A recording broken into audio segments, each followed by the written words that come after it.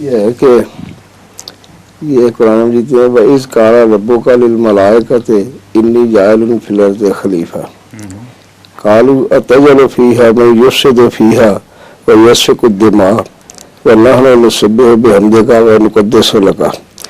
اس حصے میں میری یہ گزارش ہے کہ فرشتے کہتے ہیں اللہ تعالیٰ کو کہ آپ ایسے شخص کو بنا رہے ہیں جو جس سے فساد پیدا ہوگا اور خون بہاگا، اور پھر آگے ہے کہ اللہ کو اور ہم تو تیری تسبیح کرتے ہیں، تو کیا ان کے دل میں خیال تھا کہ ہم میں سے کیوں نہیں بنایا جا رہا؟ ایک بات۔ اچھا، اور اگلی بات، اچھا دوسری یہ تھا کہ یہ جو ہے نا جاعل فی الارض خلیفہ، یہ نبی بنانے کے لیے میرا خیال ہے آدم کو بنایا، تو اب نبی کے بارے میں ان کو کیسے یہ خیال ہو گیا کہ نبی جو ہے وہ تو فساد پیدا، اس سے فساد پیدا؟ بتاتا ہوں، اس کا پہلے سوال کا ہی حصہ ہی ہے یہ جی۔ اس سے ایک بات قطعی طور پر ثابت ہوئی کہ یہاں آدم مٹی سے بنانے کا کوئی سوال نہیں ہے، یعنی پہلا انسان بنانے کا تذکرہ ہی کوئی نہیں ہے۔ اس کا ثبوت یہ ہے کہ فرشتے بعد میں آگے لا علمی کا اظہار کرتے ہیں، جو کچھ تو نے ہمیں خبر دی ہے، جس کا ہمیں علم دیا ہے، اس کے سوا ہمیں کچھ علم نہیں۔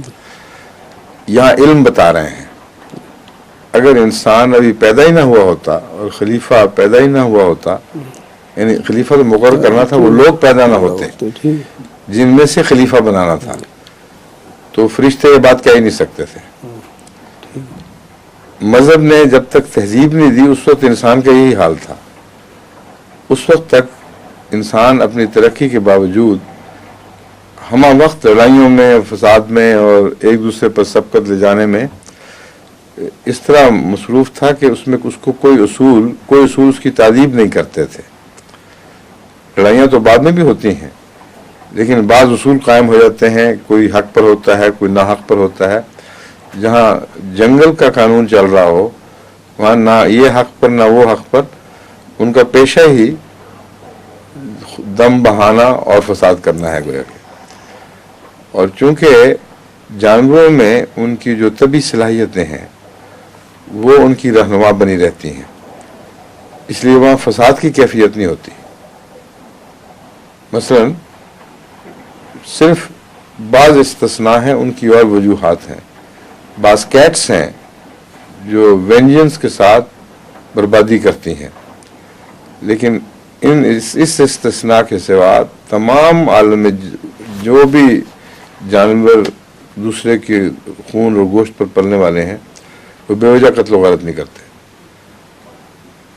پیٹ بھرا ہو تو آرام سے بیٹھے رہیں گے، جب بھوک ستائے گی تب وہ حملے کے لیے نکلیں گے۔ لیکن انسان کا مزاج یہ ہے کہ بس انتقام، فساد، اس میں جانوروں کی دنیا میں انتقام بھی کوئی نہیں ہے سوائے اس انتقام کے جو بعض زیادہ ایڈوانسڈ جانوروں میں ملتا ہے، اور وہ بھی جائز ہوتا ہے۔ یعنی محض جذبہ انتقام کی خاطر ایک دوسرے پر حملہ کرنے کا کوئی تصور نہیں ہے۔ ہاتھی ہے مثلا، ہاتھی میں انتقام پایا جاتا ہے، مگر اپنے آپس میں انتقام نہیں ہے کوئی۔ وہ تب انتقام لیتا ہے جب کوئی غیر جنس کا وجود اس کے اپنے بچوں یا بڑوں پر حملہ کرے، اس پر پھر وہ انتقام کے جذبے سے بیٹھ جاتا ہے۔ جنگلی بھینسوں میں انتقام ہے، لیکن آپس کے تعلقات میں نہیں ہے کوئی۔ شیروں میں بھی کوئی انتقام نہیں، کوئی، یعنی فسادات کے جتنے بھی محرکات ہیں وہ جانوروں میں کم سے کم ہیں اور انسان میں زیادہ سے زیادہ ہیں۔ اگر تادیب نہ ہو، اگر اس کی تہذیب نہ ہو، اگر اس کو کوئی قانون رستوں اور معین نہ کرے، تو وہ جو انسٹنکٹ سے جانوروں کو اللہ تعالیٰ نے قابو کیا ہے وہ انسان اس انسٹنکٹ سے باہر آ چکا ہے۔ اب سوال یہ ضمن انہوں نے تو نہیں کیا، لیکن ضمن سوال پیدا ہوں گے، ورنہ پھر جواب نامکمل رہے گا۔ سوال یہ ہے کہ انسان کو اشرف المخلوقات قرار دینا اور پھر جانوروں سے بھی کم تر اس کی طبی رہنمائی کے جو عوامل ہیں وہ اس کے اندر رکھنا، یہ تو پھر عجیب سی بات ہے۔ اصل بات یہ ہے کہ ان عوامل کا کنٹرول اٹھانے ہی سے وہ فیصلے کی طاقت حاصل کرتا ہے، اسی کے نتیجے میں وہ دو رستوں پر چل کے یہ فیصلہ کرتا ہے یہ کرنا ہے یا وہ کرنا ہے، نیک و بد کی تمیز کا مضمون شروع ہوتا ہے، اور اس کے بغیر یہ ارتقا ہو ہی نہیں سکتا تھا۔ اس لیے جانوروں پر جو فطرت کی پابندیاں، جس کو انٹویٹو پابندیاں کہتے ہیں، وہ عائد تھیں، ان کو خدا نے انسان کے معاملے میں سمیٹنا شروع کیا، اور پھر وہ وقت تھا جب مذہب نے انٹویٹو پابندیوں کی جگہ لی اور وہاں خلیفہ بنانے کی ضرورت پیش آئی۔ تو جو وجوہات شریشتے کہہ رہے تھے کہ خلیفہ کی وضع میں روک ہیں، بلکہ خلیفہ بنانے کے خلاف دلیلیں ہیں، وہی دراصل دلیل تھی خلیفہ بنانے کی۔ کیونکہ میں پوری طرح آپ کی بات بالکل واضح ہو گئی۔ شکر الحمدللہ۔